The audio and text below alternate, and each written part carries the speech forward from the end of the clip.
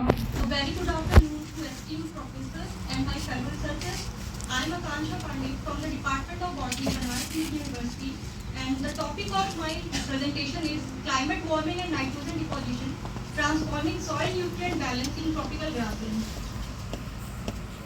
After the pre-industrialization era, warming and nitrogen deposition emerged as the key drivers of the climate change. Anthropogenic activities has led to 2 to 7 degrees Celsius rise in global mean temperature. In case of India, it has been predicted to be around 2.90 degrees Celsius in year 2085. And the warming has resulted in the melting of glaciers, loss of biodiversity, lack of natural resources and livestock, and loss of vegetation and habitat. The following figure is showing the global increase in the mean temperature after the pre-industrialization era. India is also facing the disastrous impact of warming and leading to the rampant heat waves, which is causing the heat stroke and infectious diseases. These are the factors causing global warming like industrialization, deforestation, increase in cattle production.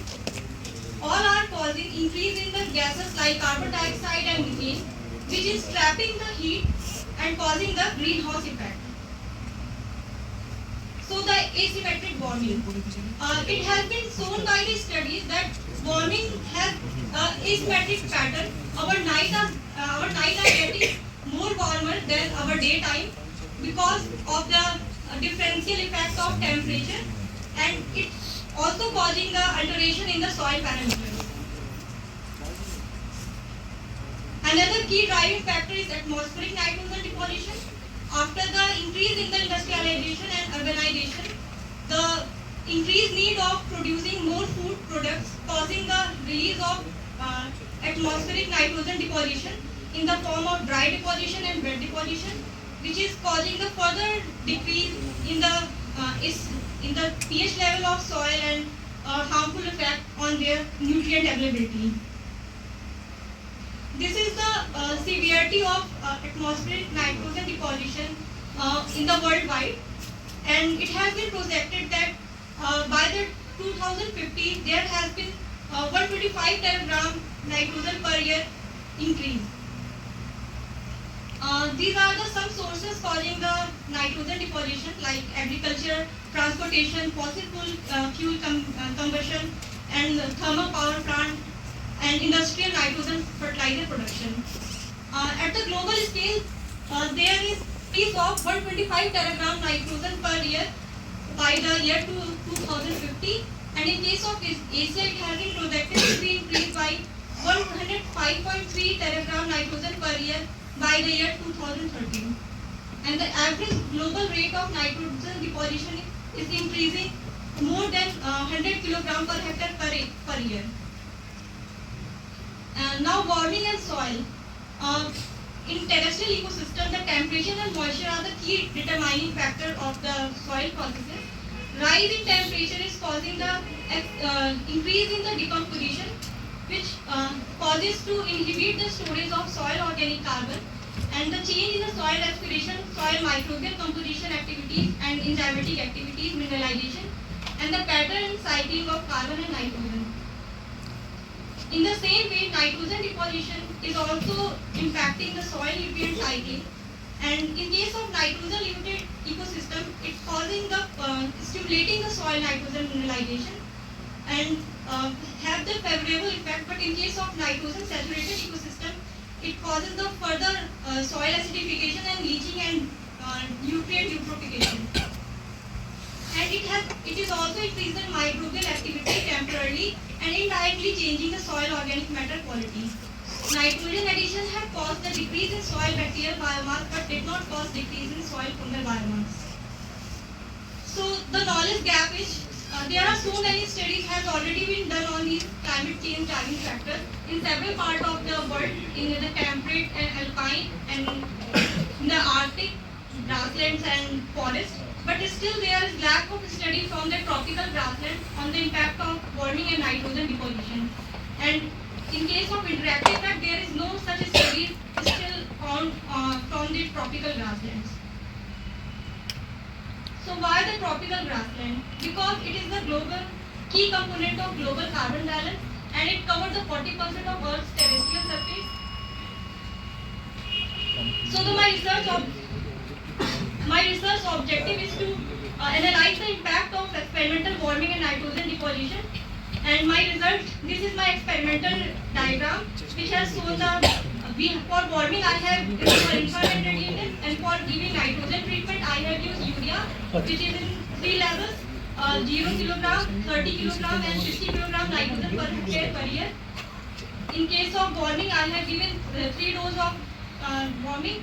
One is no warming, second is daytime warming, and third is nighttime warming. In case of daytime warming, I have given 0.7 degrees Celsius, and in case of nighttime warming, I have given 1.5 degrees Celsius temperature to simulate the asymmetric pattern.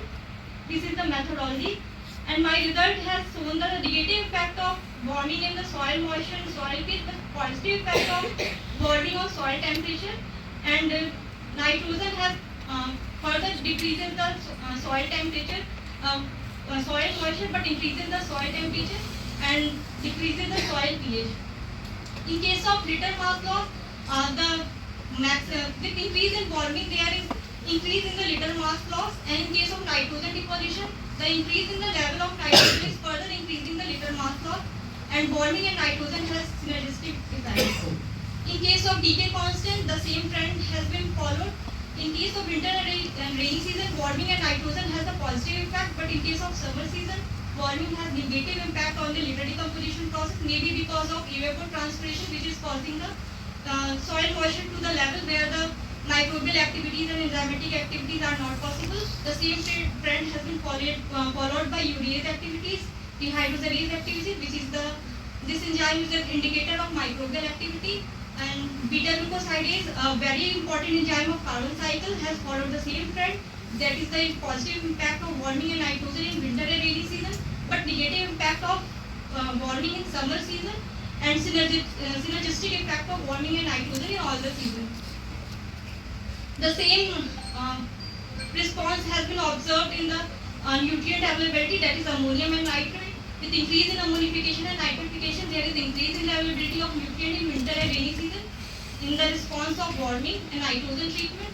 But again, in case of the summer season, there is a negative effect of warming and the synergistic effect of warming and nitrogen treatment. This is the heat map showing the relation between the soil parameters and physical properties, in which the red color is showing the positive correlation and blue color is showing the negative correlation. And soil moisture, soil temperature has a negative correlation, and soil temperature has a positive correlation with the maximum parameters, which is showing that it is impacting the soil processes. According to stepwise regulation, the key predictors of mineralizations are in winter season is soil temperature. In case of nitrogen treatment, the predictors were soil temperature and soil P/N ratio. In case of warming and nitrogen treatment, the key predictors were soil temperature and C/N ratio. This is the repeated measures of analysis of variance showing the significant effect of year season warming nitrogen and their interaction on the different soil processes. And in conclusion, my research has shown the significant effect of warming on nitrogen mineralization and nutrient availability. It has increases the microbial enzyme activity and organic matter decomposition, which resulted in greater level of available nitrogen. And warming has positively impacted in winter and rainy season, but negatively in summer season. Nitrogen deposition has overall the positive impact, and warming and nitrogen both have together synergistic effect on the impact on this soil nutrient availability. If both are causing positive effect, then why so much hue and cry? It is because the excess of everything is bad, and more increase in nutrient availability than the need may causes the effect like soil acidification, loss of nutrient by the leaching.